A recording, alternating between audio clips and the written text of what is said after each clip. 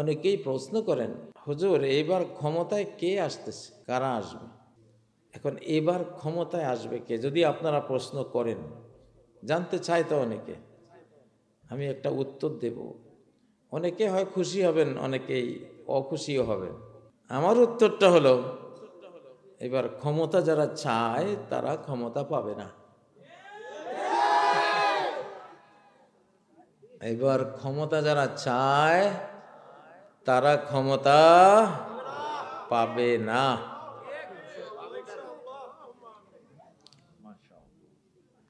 বিগত 17 বছর যারা ক্ষমতা চেয়েছে তারা কি ক্ষমতা পেয়েছে? পায়নি। 17 বছর চেষ্টা চলেছে পরিবর্তনের, পরিবর্তন কি করতে পেরেছিল? ক্ষমতা পেয়েছে, পরিবর্তন হয়েছে এমন এমন কিছু ছোট্টখাট্ট মানুষের হাতে, যেটা পৃথিবীর কেউ কল্পনায় আনতে পারে নাই। ক্ষমতা যারা হারিয়েছে তারাও কল্পনায় আনতে পারে নাই, যারা পেয়েছে তাদেরও কল্পনায় আসে নাই। এটা একটা শিক্ষা আল্লাহর পক্ষ থেকে, যে দেখ, ক্ষমতা চাইলে আমি দেব না আগামী ক্ষমতাটা। 17 বছরে যা হয়নি, আগামী 17 বছরেও তা হবে না। এখানে বিরাট একটা কথা কিন্তু বলে যাচ্ছি, কারণ এখন বাংলাদেশটা সরাসরি আল্লাহর হাতে আল্লাহ নিয়েছেন। Direct action, action, action, action, action. এবারের অ্যাকশন আল্লাহর অ্যাকশন। ক্ষমতা কার হাতে? কার হাতে? আমি তো আমার আল্লাহকে আমি শিশুকালে বন্ধু বানিয়েছিলাম। উনি আমার ফ্রেন্ড, আসলেই ফ্রেন্ড। আমি খুব দাবি করতে পারি যে আল্লাহ আমার বন্ধু, আল্লাহ আমার ফ্রেন্ড। কেন আমি অবুঝ সবুজ মনে তাকে আমি বন্ধু বানিয়েছি, আর পৃথিবীর কাউকে আমি বন্ধু বানাইনি আজ পর্যন্ত। এটা নাই। এটা কেন বললাম? এটা একটা হুমকি দিলাম। তেড়িবেড়ি করলে, গন্ডগোল করবা আমাদেরকে নিয়ে, আমাদের ফ্রেন্ড, আমাদের বন্ধু তোমাকে মার দিবে। আমাদেরকে আক্রমণ করবা, আমাদের বন্ধুর আক্রমণের টার্গেটে পরিণত হবা ইনশাআল্লাহ। আপনারা কাকে বন্ধু বানাবেন? স্লোগান কি মনে আছে? আমি কোনখানে জানি ফেকুয়ায় একটা স্লোগান দিয়েছিলাম, বঙ্গবন্ধুর দিন শেষ, আল্লাহ বন্ধুর বাংলাদেশ। বঙ্গবন্ধুর দিন শেষ, আল্লাহ বন্ধুর। আমরা সবাই কি? আমরা সবাই কি? বঙ্গবন্ধু তো শুধু একজনে হতে পেরেছে, কিন্তু আল্লাহ বন্ধু সবাই হতে পারি আমরা, ঠিক না? তো যেহেতু আল্লাহ, আমরা আল্লাহর বন্ধু, আল্লাহ আমাদের বন্ধু, অতএব আমরা এগিয়ে যাব। কেউ যদি থামাতে পারিস তাহলে থামাস, দেখি তোর শক্তি কত, রাব্বুল আলামিনের শক্তি কত, আমরা দেখবো ইনশাআল্লাহ। ঠিক আছে? ক্ষমতা কে পাবে এবার? যে চাইবে সে পাবে না। ইন্না লান নাস্তামিলা আলা আমালিনা মান আরাদা। এটা নাসাই শরীফের একদম শুরু, পবিত্রতা অধ্যায়ের একটি হাদিস। দুই ব্যক্তি আসলো, আবু মুসা আশারী রাদিয়াল্লাহু তাআলা আনহু নিয়ে আসলেন। আসার পরে দুইজনে নবীজির কাছে, কেলাহুমা ইয়াসআলানিল আমাল, নবীজির কাছে আমল চাইলেন। ইয়া রাসূলুল্লাহ, আমাদেরকে আপনার হাতে যে ক্ষমতা আছে, ক্ষমতার কিছু কাজ দেন, মানে ক্ষমতার কিছু অংশ চাইলো। নবীজি সাফ বলে দিলেন, ইন্না লান নাস্তামিল আলা আমালিনা মান আরাদা। আমাদের এই সরকারি আমল, সরকারি কর্ম, সরকারি দায়িত্ব, পাওয়ারফুল কোন জায়গা যে চায়, যে চায় তারে আমরা দেই না, যে চাইবে না অথচ যোগ্য তারে আমি খুঁজে এনে না চাওয়া মানুষটাকে ক্ষমতা দেব। লিল্লাহি তাকবীর, নারায়ে তাকবীর। ক্ষমতা এবার চাইলে পাইবেন না, কারণ এখন আর 2024 নাই, আগের দিন নাই। ক্ষমতা কে যে পাবে, কে যে পাবে খুব সাধারণ পর্যায়ে যাবে, কল্পনাই করতে পারবে না কেউ যে এত নর্মাল লোকে আবার ক্ষমতা পাইল কেমনি। হ্যাঁ, ডক্টর ইউনূস সাহেব যে ক্ষমতা পাবে এরকম সাধারণ কোটি গায়ে দেওয়া পাঞ্জাবি এটা গায়ে দেওয়া 106 মামলার আসামি, মামলার পুলিশের দৌড়ানি খাইয়া বেচারা নাজেহাল, সেই লোক এখন বিশ্বের অন্যতম পাওয়ারফুল একজন কি উপদেষ্টা, কি উনি প্রেসিডেন্ট, মনে করুন উনি কি প্রেসিডেন্ট পর্যায়ের মানুষ, কত বড় পাওয়ার, ঠিক না? কুলিল্লাহুম্মা মালিকাল মুলকি তু'তিল মুলকা মান তাশা,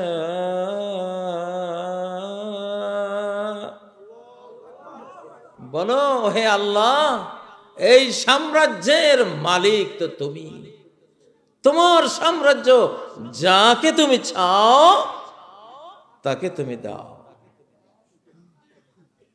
এই জন্য আমি বাংলাদেশে কোনো নির্বাচন দেখতেছি না। আমার এই দুই নয়নে কোরআনিক জানালা দিয়ে যখন তাকাই, আবু হুরায়রার গোপন ব্যাগের ভিতর দিয়ে যখন দেখি, হাদিসের ভবিষ্যৎবাণীগুলি দিয়ে যখন দেখি, বাংলাদেশে কোনো নির্বাচন আমি দেখি না এখনো। আমি দেখি যুদ্ধ। কি দেখি? যুদ্ধ লেগেই তো আছে।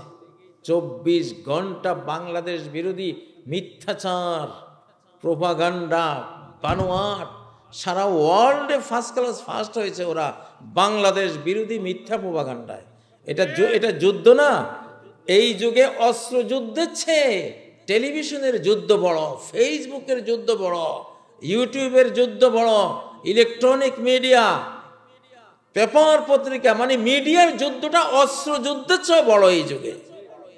এটা নবীজি বলেছেন, আল-লিসানু ফিহা আশাদ্দু মিনাস সাইফ। এমন এক যুগ আসবে, সেই যুগে জিহ্বার ক্ষমতা তলোয়ারের চেয়ে বেশি হবে, কথার ক্ষমতা অস্ত্রের চেয়ে বেশি। তাহলে সেই যুদ্ধ তো চলছেই, চলছে না? আমি আলেম সমাজকে বলবো, আলেম সমাজ ইউনাইটেড হন। বাংলাদেশে যদি আলেমরা ঐক্যবদ্ধ হয়, সকল আলেম যদি ঐক্যবদ্ধ হয়, সাথে যদি ছাত্র সমন্বয়করা থাকে, সাথে যদি সরকারে যারা আছে, সেনাবাহিনীর সদস্যরা থাকে, এই দেশে কোরআন থেকে ক্ষমতা কেউ নিতে পারবে না ইনশাআল্লাহ। কোরআনের কাছেই ক্ষমতাটা আসবে। তো একটা প্রশ্নের জবাব দিয়ে রাখলাম, ক্ষমতা চাইলে বাবারা এবার ক্ষমতা পাইবে না। এটা আল্লাহর নিয়মে নাই। আল্লাহর আইন হলো তুমি চাইলে তুমি অযোগ্য, বাদ, চাইতে পারবে না, আমি দেব। কে দেব? ওয়ানুরিদু আন নামুন্না আলাল্লাযীনা ইসতুদঈফু ফিল আরদ। আমার পরিকল্পনা, আমি পরিকল্পনা করেছি। সূরা আল কাসাসের 5 নম্বর আয়াত। আমি পরিকল্পনা করেছি যাদেরকে হীনবল করা হয়েছে, দাবিয়ে রাখা হয়েছে, চাপিয়ে রাখা হয়েছে, দুর্বল করে রাখা হয়েছে, উইক করে রাখা হয়েছে, আমার পরিকল্পনা হলো এবার আমার ইহসান, দয়া, মায়া, স্নেহ আমি তাদের দিকে ঘোরাবো, তাদেরকে দেব। আল্লাহু আকবার। وَنَجْعَلَهُمْ أَئِمَّةً আমি তাদেরকে বিশ্ব নেতা, দেশের নেতা বানিয়ে দেব। 150 বা 158 সমন্বয়ক যে বাংলাদেশের নেতা হয়ে গেছে, কেউ জানতো সমন্বয়ক কি জিনিস? কেউ শুনেছেন অতীতে কোনোদিন? কে কে এগুলি বানিয়েছে? নেতা বানিয়ে দিয়েছে কে? আল্লাহ। কে বানিয়ে দিয়েছে? বাংলাদেশে আগের রাজনীতি আর চলবে না রে বাবারা, চলবে না, চলবে না। এবারে রাজনীতি অন্য, টোটাল নতুন, নিউ প্যাটার্ন। নতুন বাংলাদেশ গড়া হবে, নতুন পৃথিবী গড়া হবে। এই জন্য নতুন রাজনীতি, চুরির রাজনীতি আর নাই, থাকবে না। চাঁদাবাজির রাজনীতি আর থাকবে না। ভোগের রাজনীতি থাকবে না, ত্যাগের রাজনীতি আসবে। ঠিক ঠিক নয় কি? ও ভাইয়েরা,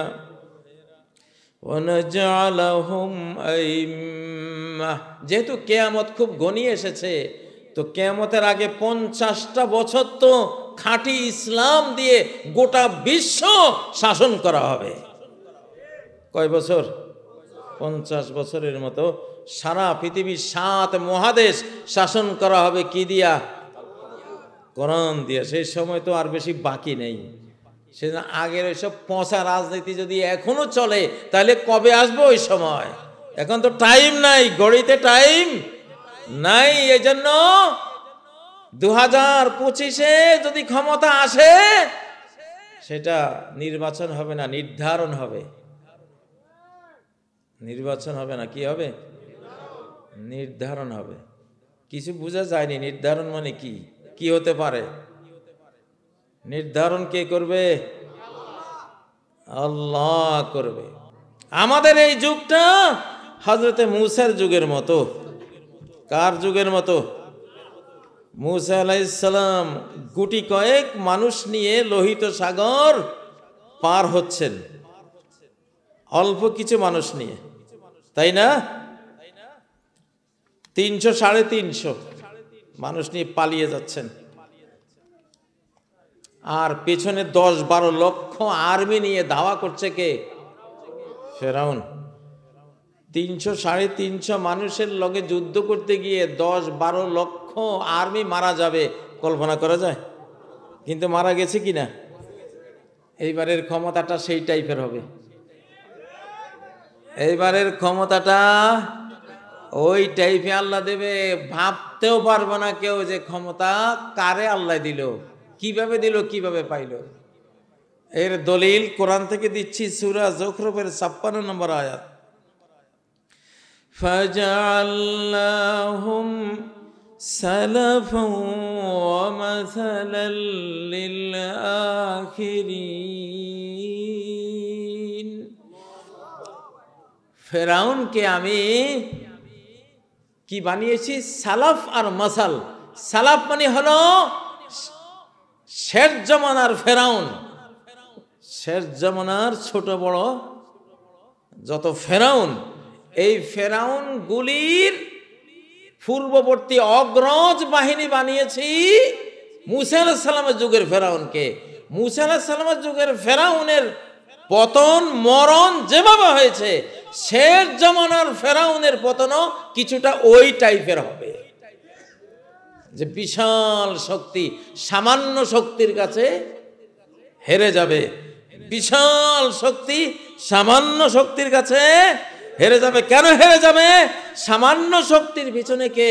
আল্লাহ। সাথে কে? আল্লাহ। আবাবিল, ছোট্ট ছোট্ট আবাবিল, ছোট্ট ছোট্ট পাখি দিয়ে হাতি, বিরাট হস্তি বাহিনীকে মাটির সাথে মিশিয়ে দিয়েছেন কে? আল্লাহ। এবার সেই টাইপের হবে। আগামী বাংলাদেশের নেতৃত্ব কাদের কাছে আসবে?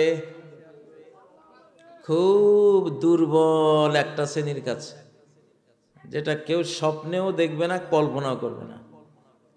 ঠিক আছে? ঠিক 5ই আগস্টের মতো, ঠিক 5 বছর 10 বছর 15 বছরে পোলাপান, ঠিক না? 20-22 বছরে পোলাপান।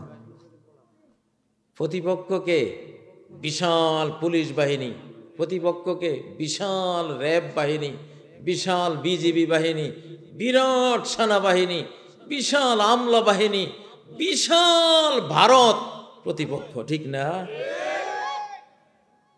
কল্পনা করা যায়? ঠিক আগামী দিনের ক্ষমতাও এই টাইপে আসবে ইনশাআল্লাহ, ইনশাআল্লাহ। আমাদের মুখ দিয়ে একটা কথা আসলে সেই কথা বলার আগে তো ইসমে আজম পড়ে নিয়েছি। অবশ্যই আমি ইসমে আজম না পড়ে কখনো এই মাইকে আমি মুখ খুলি না, কারণ আমি জানি আমার এই মুখ দিয়ে তিনি আকাশ থেকে কথা ঢালবেন আর আমি বলবো, আমি শুধু ডেলিভারি দেব। আমার সাথে আমার বন্ধুর এইটা চুক্তি সবসময়। তো এবারের আপনারা ভালো হয়ে যান, তওবা ইস্তেগফার করেন। রাজনীতিকরা যে আল্লাহ ভোগের রাজনীতি আর করব না, আমি ত্যাগী হব। আমি কি হব? আমি গম চুরি করব না। হ্যাঁ, রাস্তার টাকা মেরে এমন রাস্তা বানাবো না যে রাস্তা করে করে আসতেছে আর পিছন থেকে ভাঙতে ভাঙতে আসতেছে। রাস্তা মাথায় গিয়ে রাস্তা নির্মাণ শেষ, ওইদিকে ভাঙ্গার কাজও কি সে শুরু বা মাঝামাঝি। মানে এই ধরনের একটা নির্যাতন, এগুলি নির্যাতন না? জাতিকে কষ্ট দেয়া না? আমার মনে আছে আমি জেলে যাওয়ার আগে এক বছর আমার 60টা চাকা, এ শুধু মাহফিলের মৌসুমে আমার গাড়ির 60টা চাকা এই রাস্তায় খেয়ে ফেলছে। চাকা নেই কয়দিন, 2 সপ্তাহ পরে আর নাই। পুরা বাংলাদেশ ভাঙ্গাচোরা। কেন এমন হয়? দুর্নীতির কারণে। তো দুর্নীতি না করা ইবাদত না? আমানত রক্ষা করা ইবাদত না? লা ঈমান লিমান লা আমানাতা লাহ, যার কোনো আমানত নাই তার কোনো ঈমানও নাই। ও ভাইরা, এখন আমার এই কথা আমি জানি অনেকে পছন্দ করবে না। ভাই, করার কিছু নেই, করার কিছু নেই। কিছু আছে? আমি তো আমার মালিকের কথা বলবো। মালিক বলতেছে লিইয়ুযহিরাহু আলাদ-দীন কুল্লিহি, আল্লাহ এই দিন, এই ইসলামকে এনেছেন সমস্ত ধর্মের উপরে। আল্লাহ নিজে এটাকে বিজয়ী করবেন। তো নবীজির আমলে তো সমস্ত ধর্মের উপরে বিজয়ী হয় নাই, অর্ধেক ধর্মের উপরে, অর্ধেক পৃথিবীর উপরে বিজয়ী হয়েছে। বাকি অর্ধেক হবে কবে? এইবার, এখন থেকে সামনে। এখন মারামারি চলছে, ভয়াবহ অবস্থা। তুরস্ক, ইসরায়েল, আমেরিকা, রাশিয়া, মধ্যপ্রাচ্যে ভয়াবহ একবারে মহাদেশীয় যুদ্ধ লেগে গেছে। আর বাংলাদেশেও তো লাগা লাগা ভাব হয়ে আছে, যে কোনো সময় লাগবে যে একটা একবারে শতভাগ নিশ্চিত। কখন লাগবে সেটা আল্লাহ জানেন, কিন্তু খুব কাছে। তো এজন্য এবারের ক্ষমতা আল্লাহ দেবেন, আপনারা পাবেন না, কেউ পাবেন না। আল্লাহর মনোনয়নে যে আসবে, আল্লাহ যাকে দেখবেন, চয়েস করবেন যে সে ত্যাগী হবে, ভোগী হবে না, সে ক্ষমতায় আসলে আমার কথা বলবে, নিজের কথা বলবে না। সে ক্ষমতায় আসলে লা ইলাহা ইল্লাল্লাহ মুহাম্মাদুর রাসূলুল্লাহ রাজনীতি করবে, সে ভারতীয় রাজনীতি করবে না। বিগত সপ্তাহে আপনারা নতুন অনেক কিছু জেনেছেন একজন মেজরের মাধ্যমে, জেনেছেন না? হ্যাঁ, এই যে 7টা চুক্তি, গোপন চুক্তি করে যিনি বাংলাদেশি, যিনি আওয়ামী লীগের নজরুল ইসলাম, স্বাক্ষর করে বেহুশ হয়ে পড়ে গেছেন। কি সর্বনাশটা এই দেশের করা হয়েছিল, কত বড় সর্বনাশ করা হয়েছিল, কি সর্বনাশ করা হয়েছিল। প্রথম চুক্তিটা কি ছিল? প্রথম চুক্তিটা কি ছিল? যে এই যে বাংলাদেশ স্বাধীনের পরে মুক্তিযুদ্ধ যারা করবে এরাই শুধু সরকারি চাকরি পাবে, তো মুক্তিযোদ্ধা তো সংখ্যা কম, সব সরকারি চাকরিজীবীদের বরখাস্ত করে ভারতীয় কর্মকর্তাদেরকে সেই জায়গায় বসানো হবে। বুঝেছেন?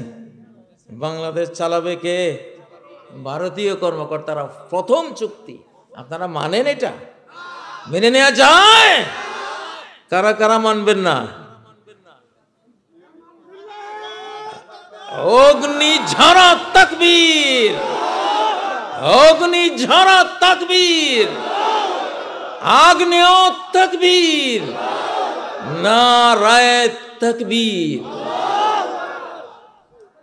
আমরা মানি না, আমরা পায়ের তলায় পিষে ফেলি এসব চুক্তিকে। ঠিক নয় কি? কি চুক্তিটা করেছে? ভারতীয় কর্মকর্তারা এসে বাংলাদেশ চালাবে। এটাকে কি স্বাধীনতা বলে না অধীনতা বলে? ৭১-এর অধীনতা, ৭১-এর অধীনতা। তো আমরা এসব চুক্তি মানি না। ওই ৭ দফা গোপন চুক্তিতে আরো কি ছিল? এক দফা গেল। দ্বিতীয় দফা ছিল ভারতীয় সেনাবাহিনী এই বাংলাদেশে থেকে যাবে। প্রতি বছর নভেম্বর মাসে নবায়ন হবে। প্রতি বছর নবায়ন নভেম্বর মাসে করতে হবে। ওনারা আমাদের দেশের সেনাবাহিনী, বুঝছেন? মন্দিরওয়ালারা তাঁবা পাহারা দিবে আর কি। মানেননি? মন্দিরের পূজারীরা বুঝি কাবা শরীফ পাহারা দিবে। কে মানেন? মানবেন কেউ? কারা মানবেন না হাত তোলেন। ভারতীয় বাহিনী, ভারতীয় বাহিনী চলবে না। ঠিক নয় কি? বাস চোরের মতো চুরি করে লক্ষ লক্ষ ভারতীয়রা এই বাংলাদেশকে জোঁকের মতো চুষে খেয়েছে। বছরে ১৭ থেকে ১৮ বিলিয়ন ডলার বাংলাদেশ থেকে রেমিটেন্স নেয় ওরা। ১ বিলিয়ন ডলারে বাংলাদেশের কমপক্ষে ১০,০০০ কোটি, ১২,০০০ কোটি টাকা হয়। ১ বিলিয়ন ডলারে বাংলাদেশের কত আনুমানিক? ১২,০০০ কোটি টাকা। ১০ বিলিয়ন হলে এরকম কত? ১,২০,০০০ কোটি টাকা। ২০ বিলিয়ন হলে ২,৪০,০০০ কোটি টাকা বছরে তারা নিয়ে গেছে আমাদের দেশ থেকে। আর আমাদের দেশ ঢাকায় ভিক্ষা করে আমাদের পাবলিকরা। এই দুঃখ রাখার জায়গা কি পৃথিবীতে আছে? হ্যাঁ, ৭১-এর এসব অধীনতা আমরা, ২৪-এর স্বাধীনতাই প্রকৃত স্বাধীনতা। ঠিক নয় কি? ২৪-এর স্বাধীনতা, ২৪-এর স্বাধীনতা, মানুষের স্বাধীন থাকা, ইমানদারদের ইসলামের ভাবার্থ হলো স্বাধীনতা। ইসলামের ভাবার্থ কি? স্বাধীনতা। তো ভাইরা, আগামী বাংলাদেশটা ইনশাআল্লাহ আমরা আল্লাহর কাছে এটা রেখে দিয়েছি, ক্ষমতা পাবলিকের কাছে থাকবে ইনশাআল্লাহ, জনগণের কাছে থাকবে। কার কাছে থাকবে? জনগণের কাছে থাকবে ইনশাআল্লাহ। তো এই যে মাহফিলগুলি, বাংলাদেশের যে মাহফিলগুলি হয়, এই মাহফিলগুলি কিন্তু সাধারণ জিনিস না। বাংলাদেশ রক্ষা করে দুইটা শক্তি। কয়টা শক্তি? বাংলাদেশ রক্ষা করে কয়টা শক্তি? একটা হলো সেনা শক্তি, আর একটা হলো মাহফিল শক্তি। এগুলি সব সৈনিক। আমার আজহারি ভাইয়ের মাহফিলে যে ২০ লক্ষ ২৫ লক্ষ লোক, সব সৈন্য। সব কি? সৈন্য। আমির হামজার মাহফিলে, আমাদের এই যে মাহফিলে, যত মাহফিলে যত লোক আসে, আল্লাহ তাআলা ভারতের উপরে ভারতকে ঘা দেওয়ার জন্য, দেখ তুই বলেছিস আমার বাংলাদেশে কোনো সেনাবাহিনী থাকবে না, দেখ 2 লাখ সেনাবাহিনী আমি রাখবো, 70 লক্ষ আনসার রাখবো, 10-15 কোটি মাহফিল বাহিনী আমি রাখবো। তুই ঠেকাতে পারবি? পৃথিবীর কোন রাষ্ট্রে এরকম মাহফিল নেই, কোন রাষ্ট্রে নেই। আরবরা এই দেশের মাহফিল দেখে হতবাক হয়ে যায় যে এটা কি কাণ্ড, একটা মাহফিলে এত লক্ষ লোক। কারণ আছে, ওই যে বাংলাদেশে কোনো সেনাবাহিনী থাকবে না, আল্লাহ তাআলা এই জন্য 2টা সেনাবাহিনী দিয়েছেন আমাদেরকে। একটা আমাদের নিয়মিত সেনাবাহিনী, আর একটা শীতকালের সেনাবাহিনী। আমাদের প্রত্যেকটা মাহফিলের শ্রোতা ভাই বোনেরা আমাদের এই বাংলাদেশ রক্ষী বাহিনী, রক্ষাকারী বাহিনী, বাংলাদেশ রক্ষার বাহিনী, ঠিক নয় কি? মাহফিলের বাংলাদেশ, মাহফিলের বীর সেনানী, মাহফিলের বীর সেনানী ডিক্লার করে দিলাম আজ থেকে। প্রত্যেকটা মাহফিলকে আমরা মনে করব বাংলাদেশ রক্ষাকারী সৈন্য সমাবেশ, এরা সেনাবাহিনী। নাহলে কেন পৃথিবীর কোনো দেশে নাই? কেন আল্লাহ তাআলা শুধু এই বাংলার জমিনে, বাংলাদেশে এটা দিলেন? একটা কারণ তো আছে, কারণ আছে না? শত্রুরা দেখে, ওরে সর্বনাশ, এক একটা মাহফিলে যেই পরিমাণ সেনাবাহিনী আসে, এগুলির সাথে যুদ্ধ করতে গেলে অজাগর আর লাল পিঁপড়ার দশা হবে। লাল পিঁপড়াগুলি করে কি, অজাগর সাপ, যত বড় সাপে হোক, শুধু একটা জায়গা খুঁজে বের করে একটু নরম, কামড়াইয়া ছিঁড়ে যাইবে এরকম। একটু ছিঁড়তে পারলে সব পিঁপড়াগুলি ওই জায়গায় ধরে। সাপ যতই এইভাবে পোল্ট্রি খায়, পোল্ট্রি খেয়ে কোনো লাভ নাই। লাল বাহিনীর হাতে তার জীবন শেষ, ঠিক না? আমরা সেই অজাগর ধ্বংসকারী লাল বাহিনী, ঠিক না? তাহলে আমাদের বাংলাদেশের জমিনে লক্ষ লক্ষ কোটি কোটি দর্শক শ্রোতারে মাহফিল, আমাদের বাংলাদেশ রক্ষাকারী সেনাবাহিনীর সমাবেশ। আলহামদুলিল্লাহ, আলহামদুলিল্লাহ। ও ভাইয়েরা, এই জন্য বাংলাদেশকে ঠান্ডা হইতে দেয়া যাবে না। আমার মাহফিল, আমার এই বক্তব্য যত বক্তারা শুনতে পাচ্ছেন, সমস্ত মাহফিলে অগ্নি ঝরা তাকবীর দেবেন, অগ্নি ঝরা বক্তব্য দিবেন। দেশ ঠান্ডা করা যাবে না। ঠান্ডা করলে মহা বিপদ আছে, ঠান্ডা হওয়া যাবে না। বক্তারা এক একজন সামরিক স্টাইলে ওয়াজ করবেন, এক একটা বক্তৃতা দিবেন যেমন মেজর জেনারেল বক্তৃতা করছেন, এক একটা কমান্ড করবেন। হিটলার যেমন কমান্ড করার পরে তার সৈন্যরা 2 তলা কি 3 তলার উপর থেকে টপাটপ পড়ে পড়ে জীবন দিয়েছে। কমান্ড, আল্লাহু আকবার। বাহারে জুলুমাত পার হয়েছি অশ্বধাবী মনের বলে। আমরা আটলান্টিক সাগরে ঝাঁপ দিয়েছিল আমাদের কোতাইবা সেনানায়ক কোতাইবা, যে হে আল্লাহ, এই মহাসাগরের পরে যদি কোনো দেশ থাকতো, আমি জানতাম আমি এই সাগরে ঘোড়া দিয়ে ঝাঁপিয়ে পড়ে আমি ওখানে যাওয়ার চেষ্টা করতাম। সেই বীরত্বতা মুসলিমদের আছে না নাই? ভাই, আমাকে কিন্তু ডাইরেক্ট দিল্লি আমাকে বন্দি করেছিল, আমাকে অ্যারেস্ট করেছিল কেন? আমি স্বাধীন বাংলাদেশ চেয়েছি, এই জন্য। একটাই অপরাধ, আমি খুতবা দিয়েছিলাম 24 সেপ্টেম্বর 2021, স্বাধীন সমৃদ্ধ নিরাপদ বাংলাদেশ চাই, বাস। এইটা দোষ আমার। ধরে নিয়ে কতগুলি মামলা দিয়েছে, সেই মামলাবাজি এখনো চলছে। এই বাংলার জমিনে যদি সকল আলেমকে মুক্তি দেয়া না হয়, সেই ফ্যাসিবাদী রেজিমের মামলা যদি এখনো খেলা হয়, তাহলে দাঁত ভাঙ্গা জবাব আকাশ থেকে আসবে ইনশাআল্লাহ।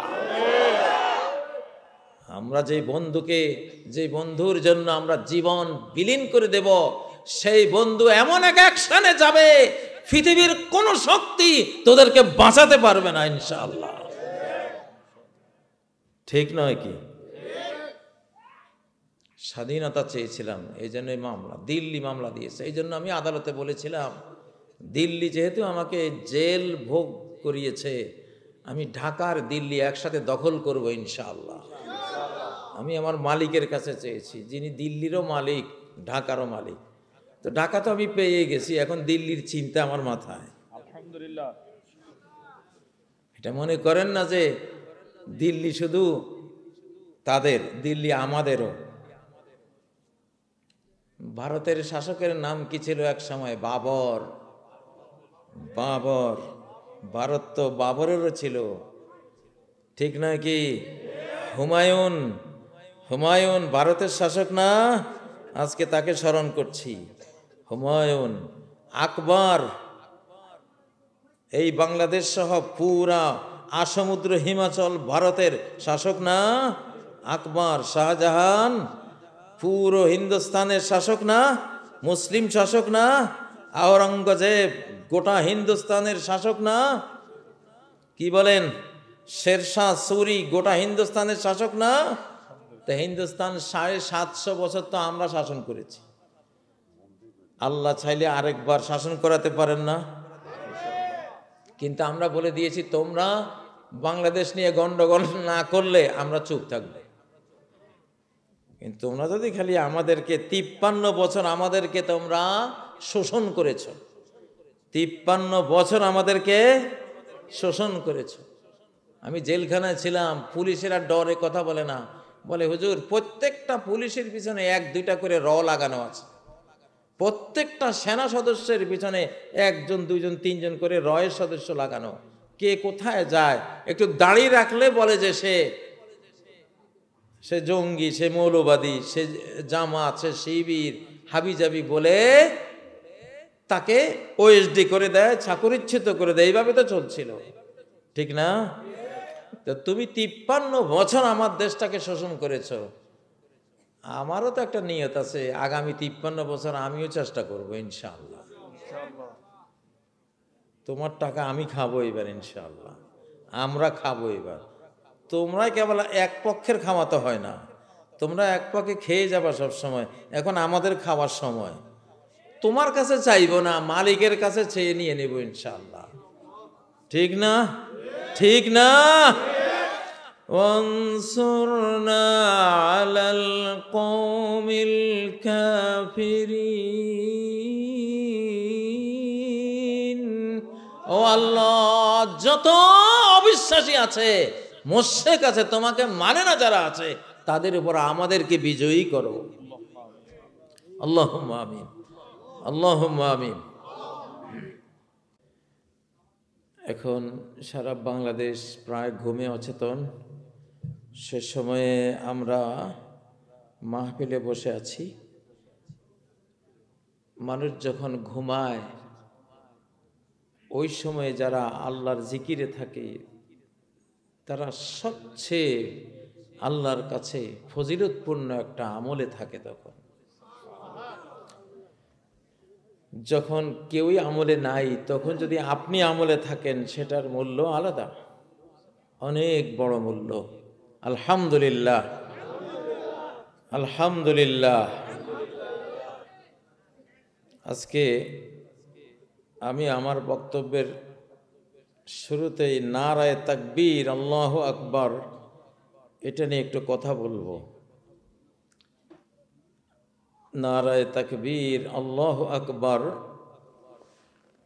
এটা আমাদের এই বাংলাদেশে প্রায় 1000 বছরের স্লোগান বা তারও বেশি। তো আমি কোনো এক মাহফিলে এই নারা শব্দটি নিয়ে একটু কথা বলেছিলাম, যেটা জয় বাংলাওয়ালাদের মনের মধ্যে খুব ঘা লাগছে আর কি। এখন নারায়ে তাকবীর দিচ্ছি, তো নারায়ে তাকবীর দেয়াতে জয় বাংলার ভেতরে খুব জ্বলন সৃষ্টি হয়েছে। জয় বাংলা ক্ষয় হয়ে যাচ্ছে। তাকবীরের আঘাতে জয় বাংলা কি ক্ষয়, ওটা ক্ষয় হয়ে যাচ্ছে। ভেতরে খুব জ্বালা, ডিপ্রেশন, টেনশন। তা আমি কোনো এক মাহফিলে, কখন ওটা আমার মনে নাই, এখন বহু বছর আগে বলেছিলাম যে নারায়ে তাকবীর, নারা শব্দের অর্থটা ভালো আসে না, আপত্তিকর একটা অর্থ আছে। নুন আইন র দিয়ে যদি বলে নারা, এর অর্থ বেহুদা চিৎকার, এই জাতীয় একটা আর একটা মোটামুটি খুব পছন্দনীয় অর্থ আসে না। এই জন্য আমরা এটাকে বদলে দিয়েছি লিল্লাহে তাকবীর। স্লোগান দেন দেখি, লিল্লাহি তাকবীর, লিল্লাহি তাকবীর। তো এইবার আমি বাংলাদেশে এসে, কারণ 1000 বছরের স্লোগান আমি তো 2-1 বছরে এটা তুলে দিতে পারবো না, এটা তুলতেও তো 50 বছর লাগবে। এই জন্য গণমানুষের স্লোগান তো, সেজন্য এই স্লোগান আমি লিল্লাহে তাকবীরও বলি, সাথে নারায়ে তাকবীরও বলে। কিন্তু আমি বা আপনারা যে নারায়ে তাকবীর বলেন এটাতে দোষ নাই, কিন্তু উর্দু, ফার্সি, আরবিতে বললে একটু ভুল অর্থ আসে। নারা আইন দিয়ে আসে, কিন্তু বাঙালিরা, বাংলাদেশিরা আইন দিয়া বলে না, নারা নুন আলিফ বলে ওরা, নারায়ে তাকবীর। আরবিতে এটা নুন আইন হয় না, এটা কি হয়? নুন আলিফ। নুন আলিফ হলে নারা মানে হলো আগুন। নারা মানে কি? আমি একটা অগ্নি তাকবীর দেব, আপনারা দেখি আগুন জ্বালাইতে পারেন কিনা। আগ্নেয় তাকবীর, আগ্নেয় তাকবীর, নারায়ে তাকবীর। নারায়ে তাকবীর মানে আগ্নেয় তাকবীর, মানে অগ্নি ঝরা তাকবীর, আগুন ঝরা তাকবীর। আগুন লাগে নাই, আগুন ঝরা তাকবীর। আরো জোরে, আগুন ঝরা তাকবীর। এই নারা নুন আলিফ দিয়ে হলে আমাদের বাংলা ভাষায় আমরা আইন বলি না, আইন বললে সমস্যা হয়, ওটা উর্দু, ফার্সি, আরবিতে বলে, কিন্তু বাংলা ভাষায় এটা নারা বলা যায়। লিল্লাহে তাকবীর আর নারায়ে তাকবীর বাংলা ভাষায় আমাদের ঠিক আছে, আলহামদুলিল্লাহ। এখন কোনো একজন বক্তার ওয়াজ বুঝে না আসলে আদব হইলেও তাকে প্রশ্ন করা, ঠিক না? ডাক্তারের ওষুধ প্রেসক্রিপশন বুঝে না আসলে ডাক্তারের বিরুদ্ধে আপনারা মিছিল করেন না, ওনাকে জিজ্ঞাসা করেন, জিজ্ঞাসা করেন যে ডক্টর সাহেব আসলে এটা বুঝি নাই, এটা জিনিসটা কি, ঠিক না? সেই প্রশ্ন নয়, নাদানের ঘরের গাধা ইউটিউবে এসে সমালোচনা শুরু করেছে। আসলে কিছু মানুষ এখনো বুঝতেছে না, আমাদের মধ্যে একদল, যারা আমরা মজলুম ছিলাম এখন মুক্তি পেয়েছি, আমাদের মধ্যে একদল মানুষ, একদল না বিরাট একদল মানুষ বা বহু দল এখনো বুঝতে পারতেছে না যে আমরা মুক্ত হয়েছি কিনা। বিশ্বাস হয় না, সন্দেহ লাগে যে এত বড় জালিমের হাত থেকেও কি মুক্তি পাওয়া এত সহজে হয়ে গেছে নাকি, সন্দেহ হয়, ঠিক না? এই জন্য দুর্বলভাবে থাকি আমরা। আসলে আলহামদুলিল্লাহ মুক্তি এসে গেছে, আলহামদুলিল্লাহ। আবার জালিমদের একটা বড় গ্রুপ এখনো ওদের আইকিউতে নাই, বিশ্বাসে নাই, কিরে এত বড় ক্ষমতা ছিল কি সব কি চলে গেল? ওরাও সন্দেহ আছে কি ক্ষমতা আছে না নাই, বুঝছেন? এই জন্য ওরা এখনো জুলুমের চেষ্টা করে, এখনো সমালোচনা করে, বক্তাদের সমালোচনা করে।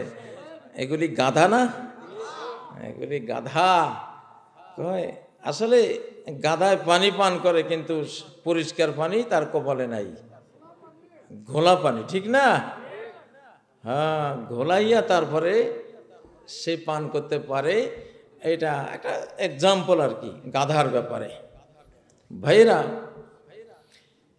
নারায়ে তাকবীর নিয়ে এই জন্য কথা বললাম, খুব প্রচার টচার করছে যে কাজী সাহেব একখানে বলছে নারা, এটার অর্থ এই, পরে আবার নিজে নারা স্লোগান দিচ্ছে। আর নারা স্লোগান 1000 বছরের স্লোগান, আমি অন্তত 50 বছর ওয়াজ করিনি এটাকে তুলব, জনগণের সাথে তো হান লগে হা মিলাবো। আর এটা তো বাংলা ভাষায় একটা ভালো অর্থ করা যায়, আমরা সেটা বলে দিলাম আজকে। নারায়ে তাকবীর, আগ্নেয় তাকবীর বা অগ্নিঝরা তাকবীর। অনেকেই আসলে আমি অল্প কিছু কথা বলবো, রাত গভীর হয়েছে তো আমারও অভ্যাস নাই, আপনাদের অভ্যাস কেমন আছে জানি না। আমার খুব প্রিয় ছাত্র হাবিবুল্লাহ হাফেজে বুখারী, বুখারীর হাফেজ, আপনাদের গ্রামের না হাবিবুল্লাহ, আমার জামে কাসেমিয়ায় সে ছিল, সে হাফেজে বুখারী হয়ে সারা বিশ্বে একটা রেকর্ড করেছে। আলহামদুলিল্লাহ, এটা বিশাল একটা পাওনা এই গ্রামের। আলহামদুলিল্লাহ, বুখারীর হাফেজ হওয়া ছোট কথা, বিশাল বড় কথা। আল্লাহ তাআলা তৌফিক দেন, তার এই হেফজকে আল্লাহ কবুল করেন। তো মৌলানা ইসমাইল সাহেবের সন্তান, আমি যদ্দূর শুনলাম যে তারা মদিনার আনসার গোত্রের ব্লাড, তারা এই দেশে 5-6 কোটি মানুষ আছে, আনসার, মুহাজির, কুরাইশ সহ ইয়ামান, আরব দেশের রক্ত 5-6 কোটি। আমার অবজারভেশন, আমার ক্যালকুলেশনে আমি দেখেছি যে বিশাল একটা অংশ আছে। তো এই জন্য বাংলাদেশ সৌভাগ্যবান দেশ। বাংলাদেশ কি দেশ? সৌভাগ্যবান দেশ। ভাইরা,